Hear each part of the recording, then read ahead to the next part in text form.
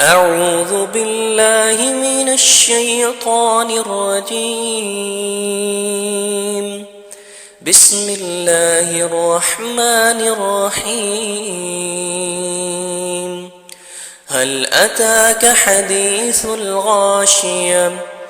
وجوه يومئذ خاشعة عاملة ناصبة تصلى نارا حامية تسقى من عين آنية ليس لهم طعام إلا من ضريع لا يسمن ولا يغني من جوع وجوه يومئذ ناعمة لسعيها راضية في جنة عالية لا تسمع فيها لاغية فيها عين جارية فيها سرر مرفوعة وأكواب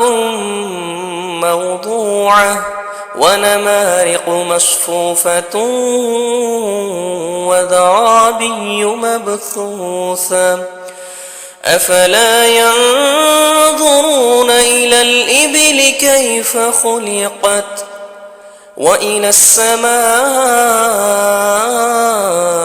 كيف رفعت وإلى الجبال كيف نصبت وإلى الأرض كيف سطحت فذكر إنما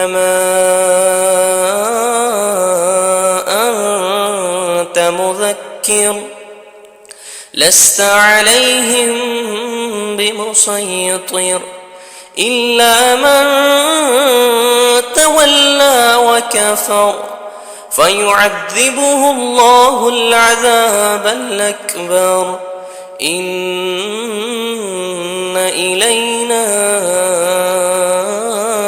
إيابهم ثم إن علينا حسابهم صدق الله العظيم.